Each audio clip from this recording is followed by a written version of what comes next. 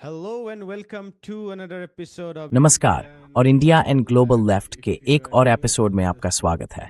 अगर आप इस शो में नए हैं तो कृपया सब्सक्राइब बटन दबाइए। आप यूट्यूब मेंबर बनने, पैट्रन बनने या डिस्क्रिप्शन बॉक्स में दिए गए लिंक के जरिए थोड़ी सी राशि दान करने पर भी विचार कर सकते हैं। बिना किसी देरी के आइए आज रात के हमारे मेहमान प्रोफेसर मोहम्मद मरांदी का स्वागत करें। प्रोफेसर मरांदी ईरान से हैं और तेहरान विश्वविद्यालय में पढ़ाते हैं। Professor Marandi, India and global left में आपका फिर से स्वागत है। Professor Marandi, welcome back to India and Global Left. Thank you. Mujam Samberkafta Turening the Hechard and forth. Inviting me. It sank si sat nifri the hall that sure march was as this beast horror push samtri to do. Very good audience. Professor Marandi, there have been strikes. Professor Marandi, अगर मैं गलत नहीं हूं तो America और Iran के बीच लगभग 13 दिनों से हमले हो रहे हैं और पिछले 3 रातों से हमें अपेक्षाकृत विराम देखने को मिला है। खासकर ईरानी दृष्टिकोण से इसका क्या मतलब है? Particularly from an Iranian standpoint.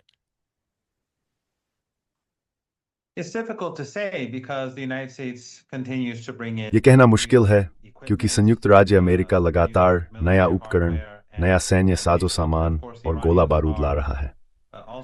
और बेशक ईरानी भी हमले और आक्रामकता की संभावित नई लहर के लिए खुद को तैयार कर रहे हैं। संयुक्त राज्य अमेरिका साफ तौर पर युद्ध हार चुका है। वह रमजान युद्ध के दौरान 40 दिनों की लड़ाई में हार गया और फिर 2 महीने की घेराबंदी की रणनीति भी नाकाम रही। इसी ने ट्रंप को एमओयू स्वीकार करने पर मजबूर किया और फिर ट्रंप ने एमओयू को कमजोर कर दिया। जैसा अपेक्षित था, उन्होंने पहले ही दिन से समझौते की सभी शर्तों का उल्लंघन किया। उन्होंने ईरान की चुराई गई संपत्तियां लौटाने से इनकार किया। यह एक उल्लंघन था। उन्होंने प्रतिबंधों के तंत्र का विस्तार भी किया। One violation, he expanded the sanctions regime. Another violation, he refused to. एक और उल्लंघन, उन्होंने इस्राएली शासन को लेबनान छोड़ने और हत्याएं व बमबारी रोकने के लिए मजबूर करने से इनकार कर दिया। एक और उल्लंघन, वे ईरान और ईरानी नेताओं को धमकाते रहे। फिर एक और उल्लंघन, और फिर उन्होंने अनुच्छेद 5 का उल्लंघन किया। मूलतः उस अनुच्छेद में कहा गया था कि एमओयू की अवधि के दौरान ईरान होर्मुज जलदमरूमध्य का प्रबंधन करेगा और व्यापार को सामान्य बनाएगा।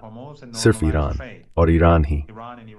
लेकिन फिर अमेरिका ने सऊदी अरब, अमीरात और कुवैत के साथ साजिश की।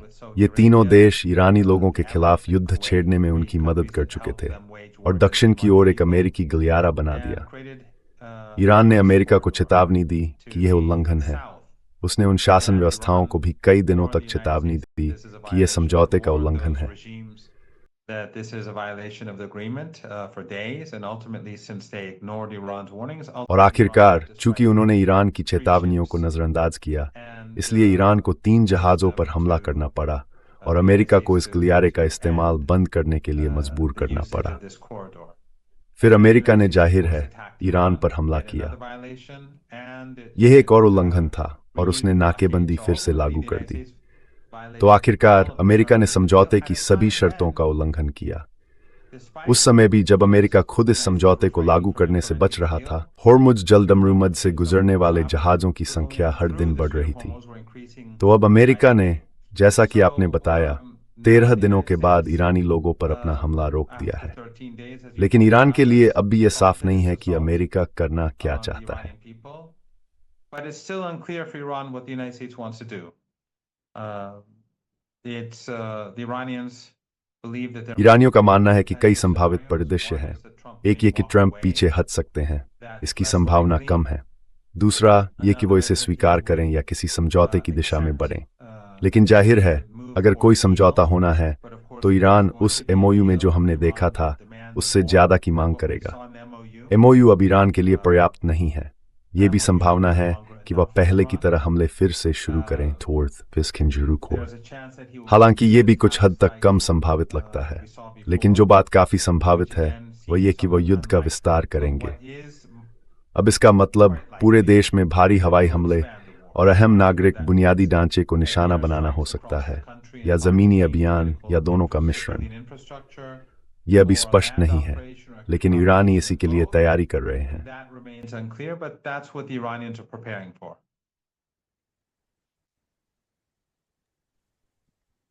The oil prices rose up as the हमले शुरू होते ही तेल की कीमतें बढ़ गईं और यह ऐसे समय हो रहा है जब अमेरिका और दुनिया के दूसरे हिस्सों दोनों जगहों पर भंडार ऐतिहासिक रूप से निचले स्तर पर है। हिंद महासागर के आसपास अफ्रीका से लेकर पूर्वी और दक्षिण पूर्वी एशिया तक एल नीनो की वजह से भी अतिरिक्त आर्थिक समस्याएं पैदा हो रही हैं। यूरोप में लू चल रही है। इन सब का मतलब है कि कृषि उत्पादों की कीमतें तेजी से बढ़ रही हैं और अर्थशास्त्री कह रहे हैं कि ट्रंप प्रशासन पर आर्थिक दबाव इतने ज्यादा हैं कि उनके लिए बहुत लंबे समय तक पूर्ण पैमाने का युद्ध जारी रखना लगभग असंभव है। दूसरे लोग कह रहे हैं कि ट्रंप प्रशासन शायद हम करने और फिर रुक जाने का यह हबीली चूहे वाला खेल रहा है, बातचीत चलने का दिखावा, फिर कार्रवाई जारी रखना, और ये बहुत लंबे समय तक चल सकता है। आपकी क्या समझ है? क्या आपको संघर्ष खत्म होने का कोई स्थायी अंत दिखता है, या आपको लगता है कि हमलों के बाद बातचीत और फिर बातचीत के बाद हमलों का ये सिलसिला अभी कुछ समय तक चलता रहेगा?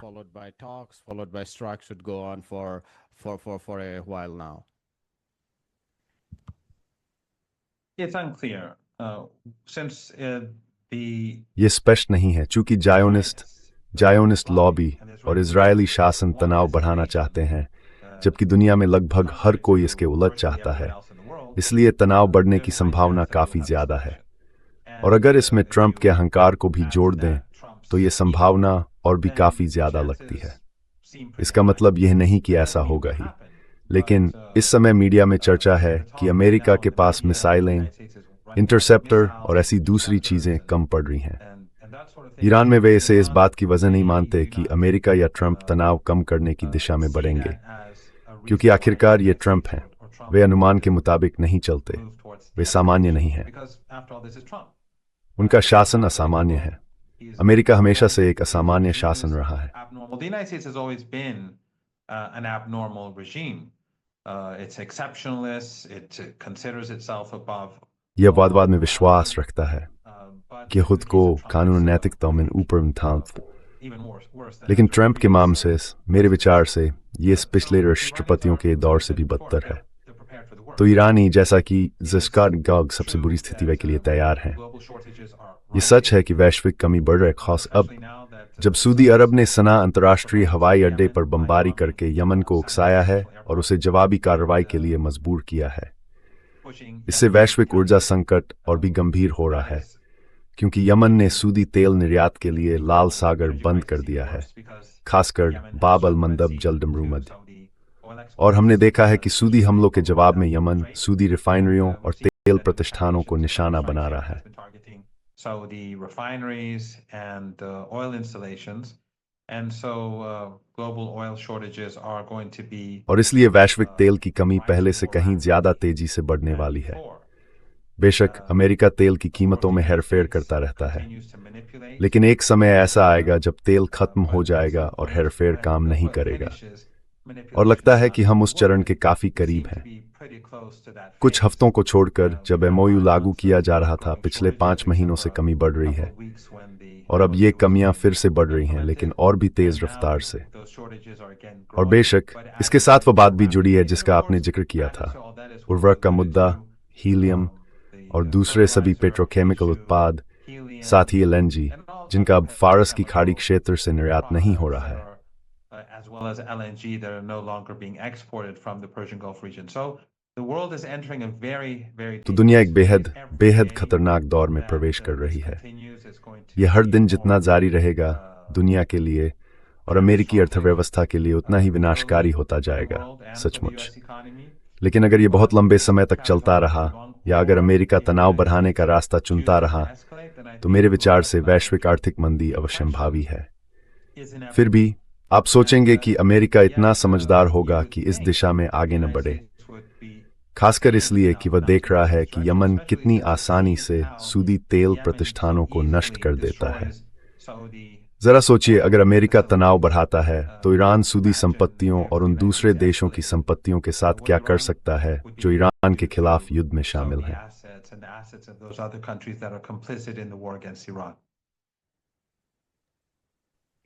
What is the state of relationship between इस समय ईरान और सऊदी अरब के रिश्तों की स्थिति क्या है? क्योंकि पिछले करीब 2 महीनों में या जब से अमेरिका ने ईरान पर हमले शुरू किए हैं, हमने देखा कि ईरान सऊदी अरब के खिलाफ तनाव बढ़ाने को लेकर बहुत सतर्क रहा है। कुछ हद तक निशाने कुवैत, बहरीन और जॉर्डन पर रहे हैं, लेकिन सऊदी अरब में उतने नहीं रहे।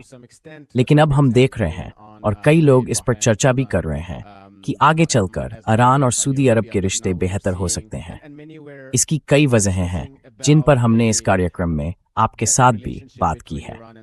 और सऊदी अरब के अमेरिका के साथ अपने रिश्ते का तो जिक्र ही नहीं, जो कम से कम इतना कहें तो काफी जटिल है। with the United States, which is sort of complicated to say the least, and yet now we are seeing Saudi. और अब आप देख रहे हैं कि सऊदी अरब इस तनाव बढ़ने में ज्यादा सीधे तौर पर शामिल हो रहा है। मसलन इराकी समूहों द्वारा सऊदी अरब पर ड्रोन से हमले किए जाने की खबरें हैं, और कुछ लोग ये भी कह रहे हैं कि मूलतः यमन में गृह युद्ध फिर से भड़क रहा है। कुछ विशेषज्ञों का कहना है कि दक्षिणी अलगाववादी आंदोलन को समर्थन देने में यूएई कमजोर पड़ रहा है। ऐसे में सऊदी अरब तथाकथित अंतर्राष्ट्रीय मान्यता प्राप्त सरकार के लिए ज्यादा जोर लगा रहा है, और हूती अंसार अल्लाह उसके खिलाफ जवाबी दबाव बना रहा है। तो बहुत से लोग कह रहे हैं कि यह मूलतः यमन का आंतरिक गृह युद्ध है, जो अब लाल सागर तक फैल गया है। इसका मतलब ये भी होगा कि इसका अमेरिका ईरान संघर्ष से सीधा संबंध नहीं है, लेकिन दूसरे लोग कह रहे हैं कि इसका एक क्षेत्रीय पहलू भी है। तो मैं आपसे पूछना चाहती थी कि आगे चलकर इस तरह की क्षेत्रीय जटिलताओं के बीच ईरान और सऊदी अरब के रिश्ते को आप कैसे देखते हैं? Regional complexities, if you like. Well, first I'd have to point out that the सबसे पहले मैं ये कहना चाहूंगा कि इराकी प्रतिरोध ने कहा है कि उसने सऊदी अरब पर कोई हमला नहीं किया। वहीं यमनी सशस्त्र बलों और अंसार अल्लाह ने इसकी जिम्मेदारी ली है।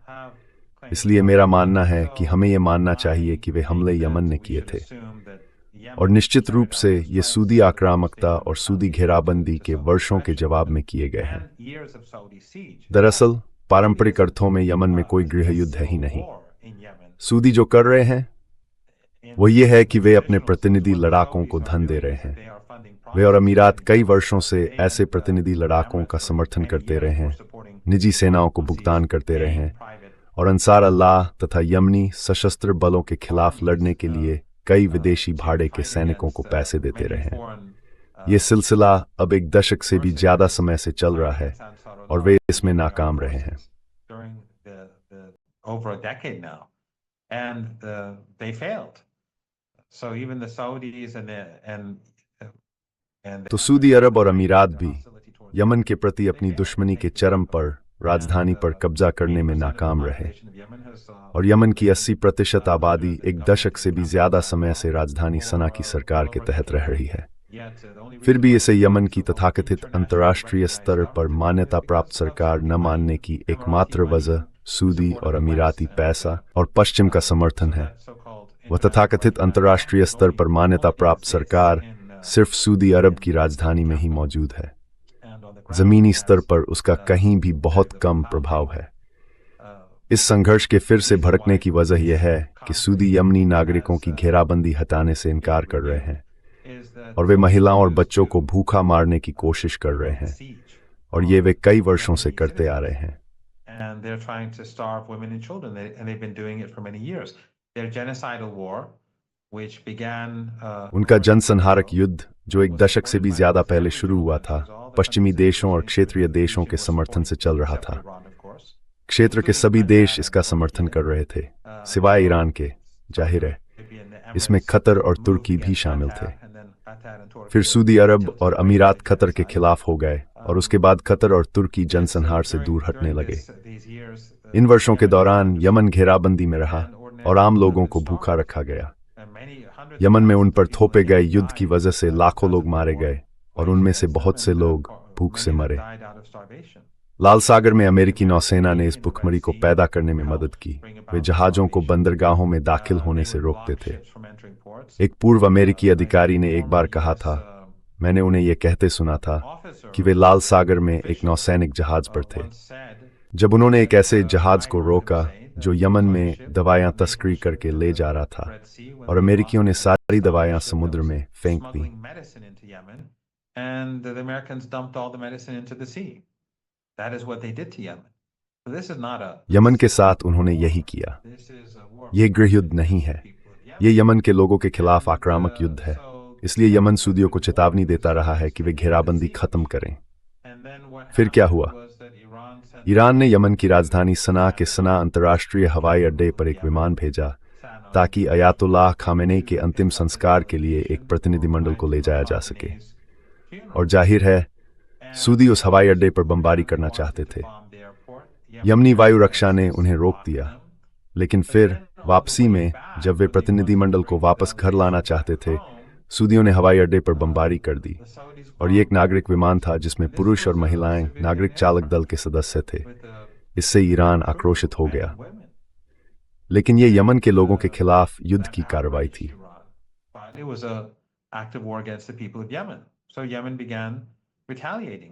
तो यमन ने जवाबी कार्रवाई शुरू की और कहा कि सूदी शासन को यमन के लोगों की घेराबंदी खत्म करनी होगी। इसलिए ये यमन का कोई अंदरूनी मामला नहीं है, ये यमन के लोगों के खिलाफ आक्रामकता का मामला है। और जब यमन ने सूदी तेल संपत्तियों को निशाना बनाना शुरू किया, तो सूदियों ने यह जनसंहारकारी युद्ध खत्म कर दिया।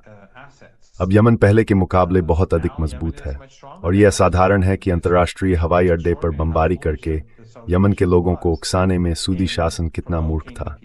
इसलिए उन्होंने खुद अपने ऊपर लाया। लेकिन यमन बहुत समझदार था। सूदियों पर दबाव बनाने का यह भी उनके लिए बहुत अच्छा मौका था, क्योंकि होर्मुज जलडमरूमदेव बंद था।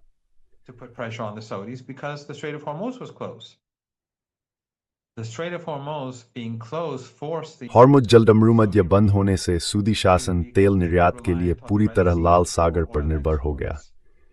इससे यमन को अपने लोगों, महिलाओं और बच्चों की घेराबंदी खत्म कराने के लिए ज्यादा दबाव बनाने की ताकत मिली। इसलिए उन्होंने सूदी तेल टैंकरों के लिए जलडमरूमद रोक दिया। फिर जाहिर है जब सूदियों ने अल हुदैदा पर बमबारी शुरू की, तो उन्होंने सूदी तेल प्रतिष्ठानों पर हमले शुरू कर दिए। अगर यह जारी रहा तो सूदियों के लिए हालात अच्छे नहीं रहेंगे। उन्होंने एक दशक से भी ज्यादा समय से यमन और यमन की सरकार को तबाह करने की कोशिश की है, और वे नाकाम रहे हैं। आज भी स्थिति इससे बेहतर नहीं है। अमेरिका उनकी मदद के लिए ज्यादा कुछ नहीं कर सकता।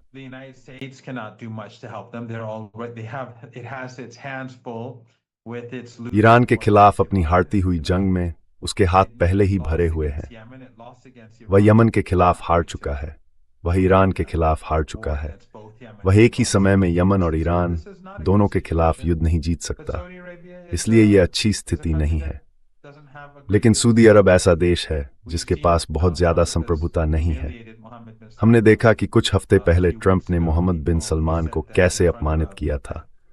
उन्होंने कहा था कि मेरी समझ के मुताबिक सूदियों से भरे एक श्रोतावर्ग के सामने मोहम्मद बिन सलमान उनके पीछे वाले हिस्से घूम सकते हैं। और फिर हाल ही में अमेरिकियों ने सऊदी अरब के साथ परमाणु समझौते की घोषणा की।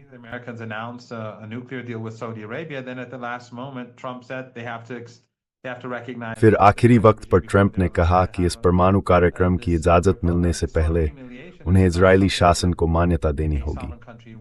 इस तरह का अपमान कोई भी संप्रभु देश स्वीकार नहीं करेगा।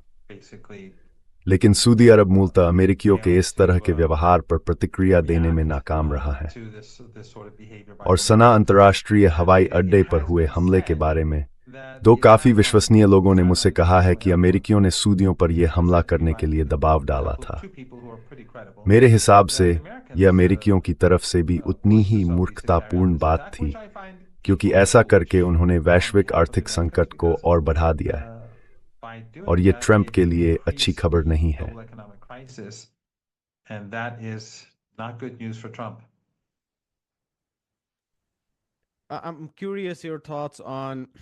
अमेरिका के इस तरह दबाव बनाने की मंशा पर आपके क्या विचार हैं? इसे लेकर मैं उत्सुक हूं। मेरा मतलब है, अगर वह सिद्धांत सही है, तो अमेरिका ने सऊदियों पर सना हवाई अड्डे पर हमला करने के लिए दबाव डाला। मैं जानना चाहता हूं कि अमेरिकियों ने ऐसा क्यों किया होगा। क्योंकि मेरी समझ में वे बाब अल मंदब में नाकेबंदी से डरे हुए हैं। हाल ही में नरसंहार के दौरान उस तनाव बढ़ने के इतिहास को देखते हुए ये उनके लिए अच्छा नहीं रहा था। और पारंपरिक रूप से मुझे लगता है कि इस क्षेत्र में अमेरिकी हित दक्षिणी प्रांतों के अहम बंदरगाहों पर नियंत्रण रखने की अमीरातियों की रणनीति के साथ ज्यादा जुड़े रहे हैं, बजाय सऊदी अरब के उस हित के जिसमें वह संघर्ष को अपनी सीमा सुरक्षा और सीमा प्रबंधन के हिस्से के रूप में देखता है। इसलिए मुझे लगता है कि इस समय संघर्ष को बढ़ाने की सऊदी अरब की अपनी एक प्रेरणा है। To escalate the conflict at this point in time, and I can see और मैं देख सकता हूं, मेरा मतलब है इसे देखने का एक तरीका यह है कि सऊदी अरब शायद ऐसा करना चाहता हो क्योंकि वह शायद मूर्खतापूर्वक सोचता है कि उसे क्षेत्र में ईरानी प्रभाव को रोकना है। लेकिन अगर ऐसा नहीं है तो वे ये सोच सकता है कि अंसार अल्लाह पर हमला करने का यही सही समय है, चाहे सही या गलत कारणों से, सही या गलत आकलन के आधार पर।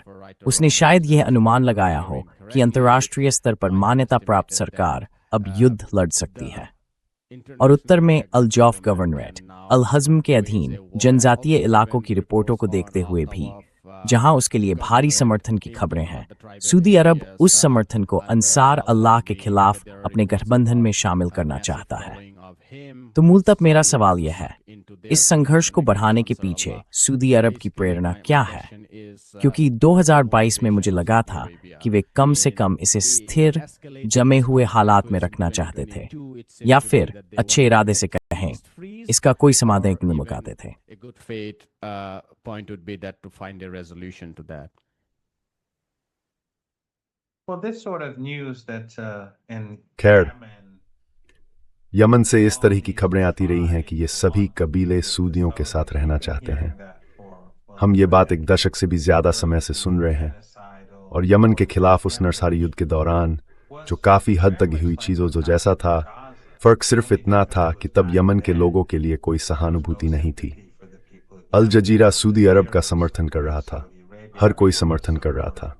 तुर्की शासन से जुड़े मीडिया भी तब सऊदी अरब और अमीरात का समर्थन कर रहे थे। फिर जैसा मैंने कहा, जब सऊदियों और अमीरातियों ने उनके खिलाफ रुख कर लिया तो चीजें बदलनी शुरू हुई।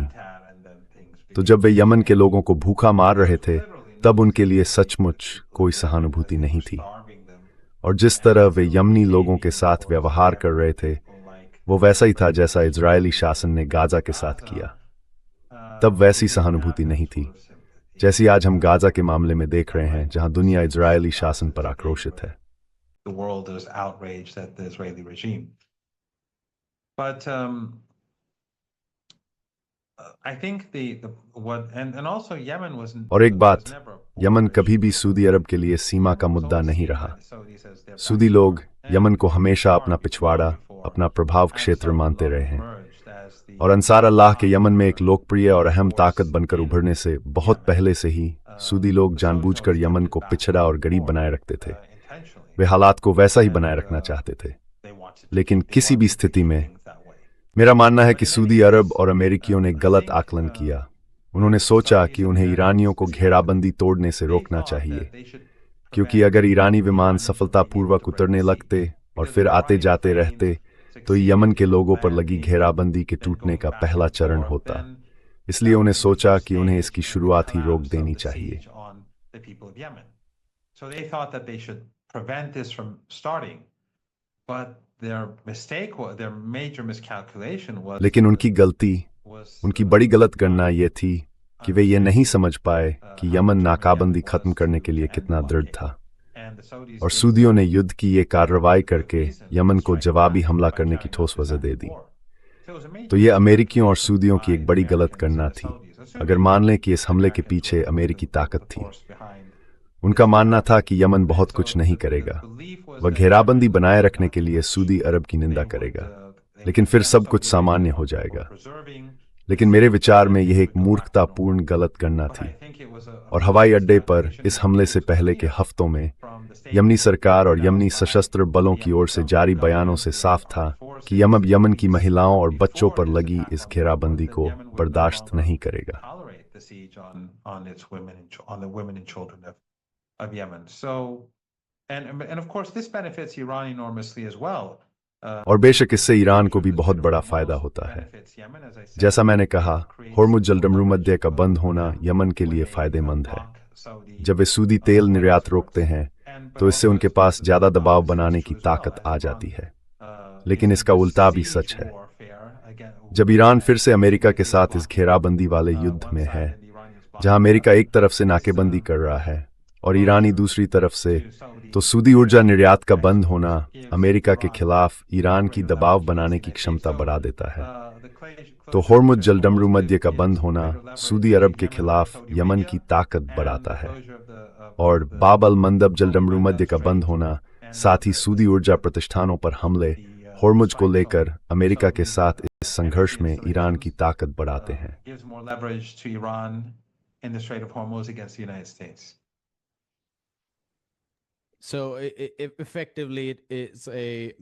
तो असल में ये एक तरफ ईरान और यमन की संयुक्त रणनीति है और दूसरी तरफ सऊदी अरब और संयुक्त राज्य अमेरिका की। बेशक हम अमीरातियों को भी इसमें शामिल मान सकते हैं, भले ही इस समय यमन के मामले में वे पृष्ठभूमि में दिखाई दे रहे हों। तेल को संघर्ष के लिए दबाव के साधन के तौर पर इस्तेमाल करने की बात करें तो हमारे पास यूक्रेन भी है। कीव शासन ने कैस्पियन सागर में एक ईरानी व्यापारी जहाज को उड़ा दिया और ईरान तथा यूक्रेन दोनों की तरफ से एक दूसरे के खिलाफ बयानबाजी में काफी बढ़ोतरी हुई है। इसमें रूस और अमेरिका या रूस और नाटो भी खिंच जाते हैं। तो इस समय ईरान और यूक्रेन के बीच स्थिति क्या है, वहां क्या चल रहा है? What is going on between Iran and Ukraine at this point in time? We have also seen massive हमने ये भी देखा है कि भले ही जमीनी मौजूदगी बहुत बड़ी न हो, यूक्रेनी शासन का इस्तेमाल करके पश्चिम एशिया की राजनीति में दखल देने की बहुत बड़ी कोशिशें हुई हैं। हाल में ऐसी रिपोर्टें आई हैं कि यूक्रेनी सेल्स ने इराकी सरकारी अधिकारियों और इमारतों पर हमला किया है। मुझे नहीं पता कि आपने इसके बारे में सुना है या नहीं। इराकी प्रवक्ताओं ने कहा है कि और जांच की जरूरत है, लेकिन शुरुआती जांच में कहा गया है कि यूक्रेनी सेल्स का इस्तेमाल किया गया है। ऐसे समय में जब यूक्रेन रूस के खिलाफ अपने अस्तित्व की लड़ाई लड़ रहा है, पश्चिम एशिया में उसकी महत्वाकांक्षाओं के संदर्भ में आखिर क्या हो रहा है?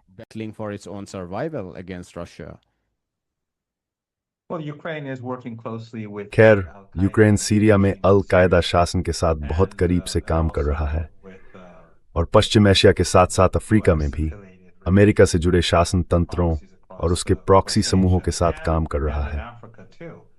लेकिन ईरानी जहाज पर जो हमला हुआ वह एक निजी स्वामित्व वाला जहाज था और वास्तव में उसमें हथियार नहीं ले जाए जा रहे थे। जहाज पर हमला होने के बाद उसके चालक दल ने हमले की फुटेज रिकॉर्ड की, जिसमें चालक दल के एक सदस्य की हत्या कर दी गई। उन्होंने दिखाया कि जहाज में सैन्य इस्तेमाल से जुड़ी कोई भी चीज नहीं थी। भले ही उसमें कुछ होता तब भी एक गैर कानूनी हमला होता, लेकिन किसी भी स्थिति में इससे पता चलता है कि यूक्रेनी और पश्चिमी मीडिया का नैरेटिव झूठा है। लेकिन यह साफ है कि अमेरिकी खुफिया जानकारी के बिना यूक्रेन उस जहाज पर हमला नहीं कर सकता था। यह CIA के समर्थन से चलाया गया एक ऑपरेशन था। नाटो देशों के पास ऐसी क्षमता नहीं है।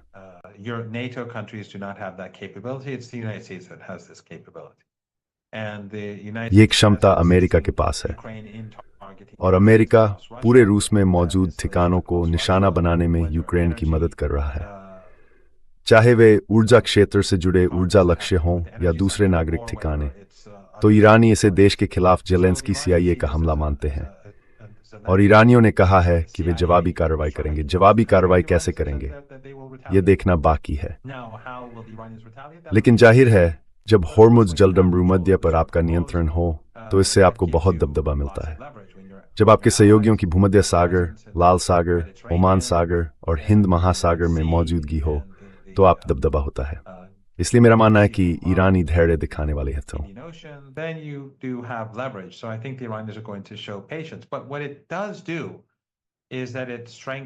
लेकिन इसका एक असर ये जरूर होता है कि ईरान और रूस के बीच का रिश्ता और मजबूत हो जाता है, क्योंकि दोनों पक्ष अपने मकसद को लगातार ज्यादा समान मानते हैं। इसलिए आगे चलकर इससे प्रतिरोध की धुरी और रूस तथा पूर्वी यूरोप में उसके सहयोगियों के बीच भी संबंध मजबूत होते हैं। लेकिन मेरा यह भी मानना है कि ज़ेलेंस्की के कई उद्देश्य थे। पहला, वह ट्रंप को बताना और दिखाना चाहता है कि ट्रंप शासन के लिए वह कितना महत्वपूर्ण है। इसके नतीजे में वह चाहता है कि ट्रंप उसे रूस के साथ युद्ध में और ज्यादा समर्थन दें, और वह यूक्रेन के युद्ध को गाजा में हो रहे जनसंहार तथा पश्चिम एशिया में प्रतिरोध की धुरी और ईरान के खिलाफ युद्ध से जोड़ना चाहता है। लेकिन मुझे लगता है कि इससे अमेरिका को फायदा कम और नुकसान ज्यादा होता है, क्योंकि जैसा मैंने कहा, इससे ईरान और रूस जैसे देश was more strike backing countries like Iran and Russia closer to each other. Yeah, I have two questions, so make your answer short or मेरे long दो as सवाल your हैं, time permits. तो आपके पास जितना समय हो आप जवाब छोटा या लंबा रख सकते हैं। मैं अंत में इजराइल और फिलिस्तीन के मुद्दे पर आना चाहता हूं, क्योंकि आज व्हाइट हाउस में नेतन्याहू की ट्रंप से मुलाकात हो रही है और हमने वेस्ट बैंक में बसने वालों की हिंसा और कब्जे में भारी विस्तार देखा है। या शायद हम पहले इसी पर बात कर लें और फिर अंत में बहुध्रुवीयता पर एक व्यापक सवाल पर आए, या इस पर कि आप उस दुनिया को किस तरह विकसित होते देखते हैं, क्योंकि जैसा आपने कहा, ये रूस और ईरान को एक साथ लाता है या प्रतिरोध की धुरी को रूस और उसके सहयोगियों के साथ जोड़ता है। तो मैं आपसे बहुध्रुवीयता पर आपके विचार जानना चाहता था।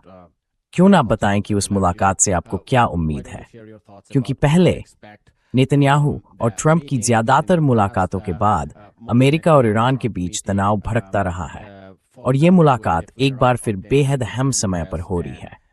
तो उस बैठक से आप क्या उम्मीद करते हैं, या उस बैठक के पीछे क्या मंशा है?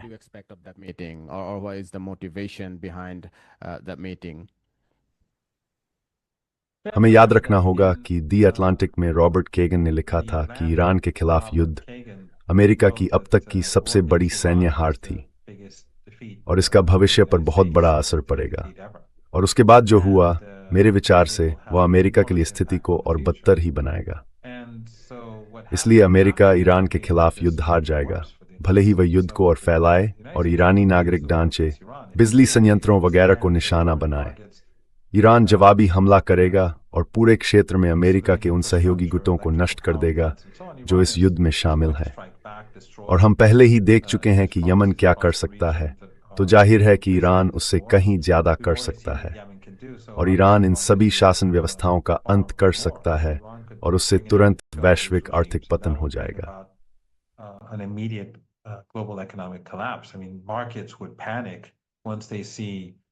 मेरा मतलब है, जैसे ही बाजार देखेंगे कि ईरान कितनी तबाही मचा सकता है, वे घबरा जाएंगे।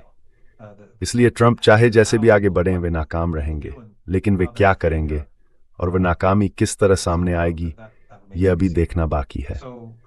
तो मेरा मानना है कि ईरानी जनता और प्रतिरोध की धुरी के जज्बे और प्रतिरोध की वजह से हम पहले ही देख रहे हैं कि साम्राज्य का पतन पहले की तुलना में कहीं ज्यादा तेजी से हो रहा है। साम्राज्य सैन्य तौर पर हार चुका है। उनके टूल बॉक्स में उनके प्रचार मॉडल के साथ वही आखिरी हथियार था, लेकिन प्रचार मॉडल भी काम नहीं करता।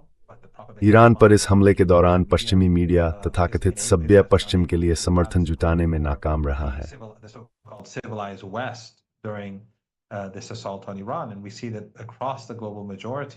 और हम देख रहे हैं कि वैश्विक बहुसंख्यक देशों में लोग ईरान का समर्थन कर रहे हैं। पश्चिम में भी बहुत बड़ी संख्या में लोग हैं। पश्चिमी समाज का एक महत्वपूर्ण हिस्सा ईरान का समर्थन करता है। यह अभूतपूर्व है। तो इससे दिखता है कि सैन्य तौर पर वे नाकाम रहे और आर्थिक रूप से अमेरिका और पश्चिम की स्थिति बहुत तेजी से बिगड़ रही है। दुनिया उस आर्थिक तकलीफ के लिए ट्रंप, नेतन्याहू और जायनिस्टों को जिम्मेदार ठहराएगी जो लोग अभी झेल रहे हैं और भविष्य में शायद उससे कहीं ज्यादा तकलीफ झेलेंगे। तो मुझे लगता है कि ये सारी बातें मिलकर अमेरिका और पश्चिमी साम्राज्य के लिए विनाशकारी हैं। इससे उसका अंत हमारी अपेक्षा से कहीं ज्यादा जल्दी हो जाएगा।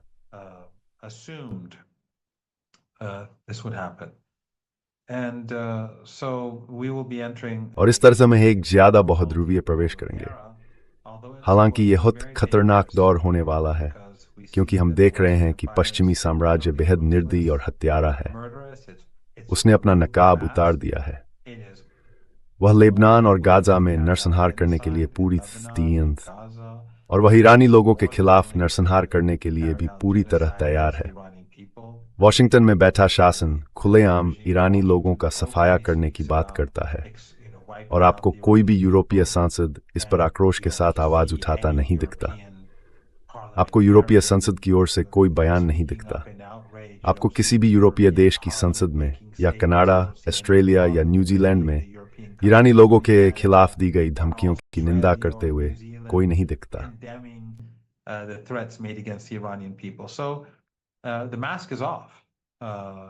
तो अब नकाब उतर चुका है और पश्चिम वैसा ही व्यवहार कर रहा है जैसा उसने 18वीं और 19वीं सदी में किया था। क्रूर और निर्मम उपनिवेशवाद और बड़े पैमाने पर कत्लेआम। लेकिन ईरान के मामले में उन्हें समझ आ रहा है कि यह बस किया नहीं जा सकता। ये मुमकिन नहीं है। ईरान दृढ़ है, लचीला है और वह उन्हें हरा रहा है। और फिर आप यही बात यमन में भी देखते हैं, जो साम्राज्य और उसके प्रतिनिधियों के खिलाफ इस्लामी गणराज्य के साथ खड़ा है। इसलिए मुझे लगता है कि हम बहुत तेजी से एक नए दौर की ओर बढ़ रहे हैं। यह एक मोड़ है, इतिहास का एक निर्णायक क्षण, लेकिन फिर भी यह बहुत खतरनाक है। यह एक खतरनाक क्षण है क्योंकि जायनिस्टों और जायनिज्म की वजह से अपने अतार्किक गुस्से में संयुक्त राज्य अमेरिका वैश्विक अर्थव्यवस्था को ध्वस्त कर सकता है।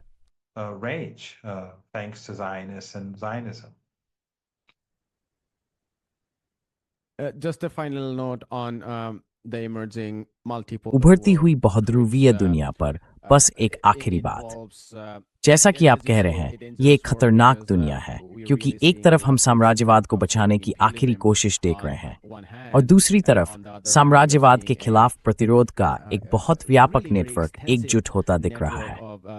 हमने यूक्रेन में उत्तर कोरियाई बलों को रूस के साथ मिलकर नाटो बलों के खिलाफ लड़ते देखा है।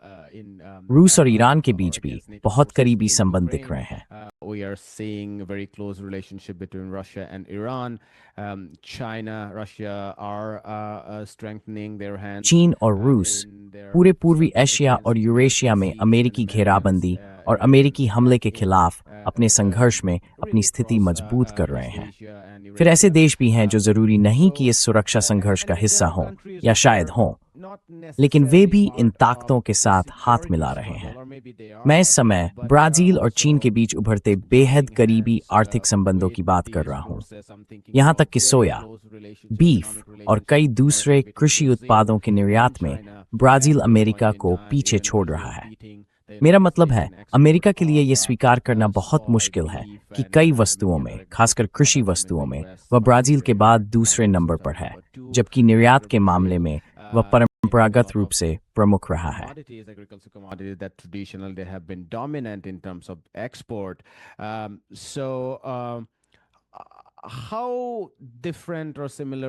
ये साम्राज्यवाद के खिलाफ शीत युद्ध के दौर के संघर्ष या उपनिवेशवाद से मुक्ति के उस दौर के संघर्ष से कितना अलग या कितना मिलता जुलता है।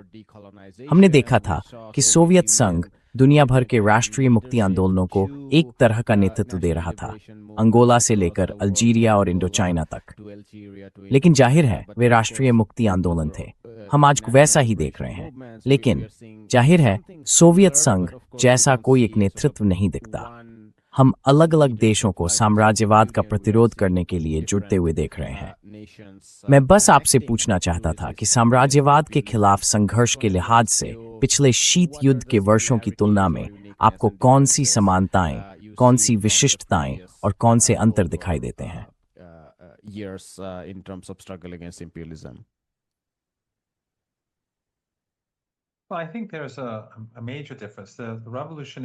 खैर, मेरे ख्याल से इसमें एक बड़ा अंतर है। ईरान में जो क्रांति हुई थी, इस्लामी क्रांति, उसका मानना था कि ईरान को दोनों गुटों से स्वतंत्र होना चाहिए और दोनों गुट नकारात्मक अर्थ में वर्चस्ववादी थे। सोवियत संघ ने अफगानिस्तान में क्या किया हमने देखा, और उसकी कई समस्याएं थीं जिन पर मुझे नहीं लगता कि हमें अभी जाने की जरूरत है। सोवियत शासन की प्रकृति को लेकर भी मुझे नहीं लगता कि बहुत बहस है। लेकिन उसका एक फायदा इस मायने में हुआ कि जब उसका पतन हुआ तो उसने अमेरिका को वैश्विक वर्चस्वशाली ताकत बनने का रास्ता दे दिया और अमेरिका के खिलाफ प्रतिरोध की जिम्मेदारी वास्तव में ईरान पर ही रह गई। याद रखिए, उस समय ईरान को बुराई की धुरी वह बस उबरने शुरू gjord is så terrifying to have inte. Back then, it was just beginning to emerge. The Soviet Union had collapsed. Russia was struggling for many years, and रूस कई वर्षों तक संघर्ष कर रहा था और मान लीजिए पिछले एक दशक में रूस और चीन वास्तव में महाशक्तियों के रूप में उभरने लगे हैं। तो कुछ समय तक संयुक्त राज्य अमेरिका का मुख्य ध्यान ईरान को तबाह करने पर था और उस दौर में घेरेबंदी में होने के बावजूद ईरान दुनिया भर के मुक्ति आंदोलनों का समर्थन कर रहा था। क्यूबा में, वेनेजुएला में, रंगभेद वाले दक्षिण अफ्रीका में ईरान वहां के प्रतिरोध का समर्थन कर रहा था। बोस्निया में सचमुच ईरान ने ही बोस्नियाई लोगों को बचाया था और निश्चित रूप से सबसे पहले फिलिस्तीन। पश्चिमी अभिजात वर्ग ईरान से इतनी गहरी नफरत क्यों करता है? इसकी असली वजह यही है क्योंकि ईरान फिलिस्तीन में जातीय सफाई, नरसंहार, रंगभेद और भूमि के उपनिवेशीकरण का विरोध करता है।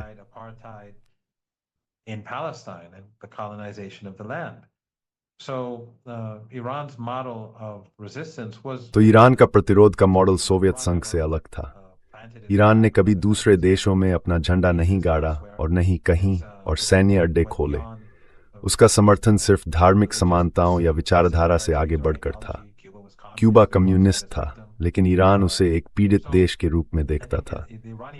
तो मेरा मानना है कि ईरान की विचारधारा की जड़ें बेशक हजारों साल की विरासत में हैं, लेकिन इस्लाम में भी हैं, खासतौर पर शिया इस्लाम में, जो अत्याचारी और वर्चस्ववादी ताकत के खिलाफ संघर्ष को जरूरी मानता है और इस्लाम के मुताबिक पीड़ितों और वंचितों का समर्थन करना अनिवार्य मानता है।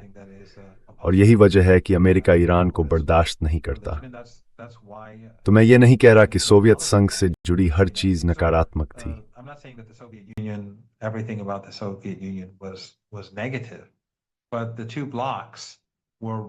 लेकिन ये दोनों गुट एक दूसरे के प्रतिद्वंद्वी थे और ईरानियों का मानना था कि उनका रास्ता अलग है। यही वजह है कि जब संयुक्त राज्य अमेरिका सद्दाम हुसैन का समर्थन कर रहा था और पश्चिम उसे ईरानी लोगों के खिलाफ इस्तेमाल करने के लिए रासायनिक हथियार दे रहा था, तब सोवियत संघ भी सद्दाम हुसैन की मदद कर रहा था। ऐसा नहीं था कि सोवियत संघ तटस्थ था, वह भी सद्दाम हुसैन की तरफ झुक रहा था। और बेशक अफगानिस्तान में ईरान कब्जे के खिलाफ प्रतिरोध का समर्थन कर रहा था। ईरान और पश्चिम के बीच फर्क यह था कि पश्चिम वहाबियत और सलाफी तकफीरी समूहों यानी उग्रवादियों का समर्थन कर रहा था, जबकि ईरान स्थानीय प्रतिरोध का समर्थन कर रहा था।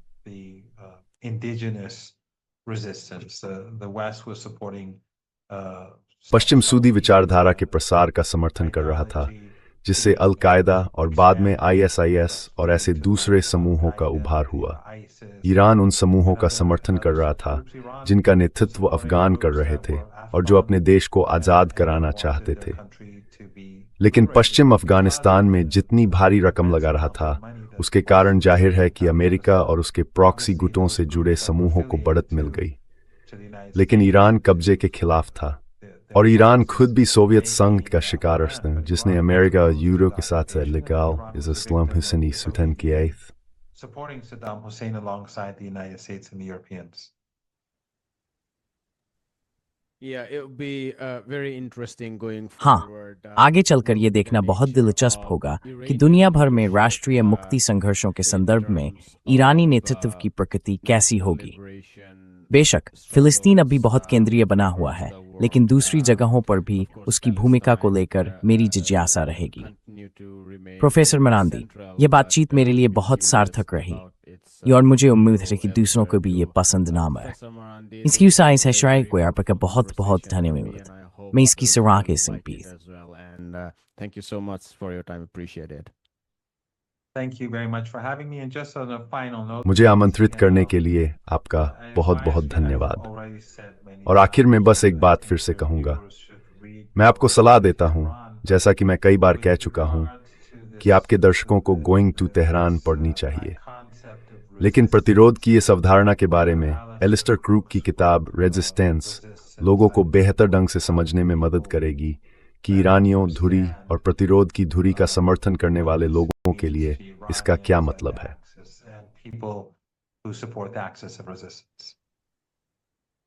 हम यही बात खत्म करते हैं। प्रोफेसर मरांदी, आपका आगे का दिन बहुत अच्छा बीते। धन्यवाद आपको भी, और मुझे उम्मीद है कि आपका और आपके दर्शकों बहुत अच्छा रहे। Hi, my name is Ayushman. नमस्ते, मेरा नाम आयुष्मान है। मैंने ज्योतिष्मान के साथ मिलकर ये प्लेटफॉर्म शुरू किया है। पिछले 2 सालों में हमने वामपंथी और प्रगतिशील ताकतों के लिए कंटेंट बनाने की कोशिश की है। अब तक हमने अर्थशास्त्रियों, इतिहासकारों, राजनीतिक टिप्पणीकारों और कार्यकर्ताओं के इंटरव्यू किए हैं। अगर आपको अब तक हमारा कंटेंट पसंद आया है और आप चाहते हैं कि हम वामपंथ के लिए एक आर्काइव तैयार करें, तो आपसे मेरी 2 अपीलें हैं। कृपया इस उद्देश्य के लिए दान देने पर विचार करें।